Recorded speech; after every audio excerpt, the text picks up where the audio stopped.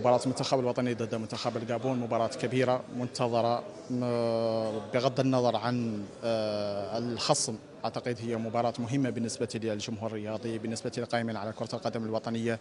ستمثل حضور آخر لكرة القدم الموريتانية في أهم حدث إفريقي، نهائيات كأس الأمم الإفريقية، الذي ظل إلى وقت قريب حلم بالنسبة للموريتانيين. ربما تأهلنا في مرات سابقة، لكن التأكيد مطلوب أن تبقى الكرة الوطنية محافظة على المستوى الذي وصلت إليه، رغم أن الطموحات ارتفعت بالحلم بوصول كأس العالم. الجمهور أيضا لاعب الثاني عشر في هذه المواجهة، وهذا أكد عليه المدرب أمير عبدو بأن المنتخب الوطني جماهيره يحتاجها، وبالتالي تواجدها بشكل كبير سيكون بالتأكيد حافز للعناصر الوطنية من أجل خط بطاقة التأهل وتكرار تلك الصور الاحتفالية الكبيرة التي عشناها في أوقات سابقة بتأهل المنتخب الوطني مرة أخرى لنهايات كأس الأمم الأفريقية.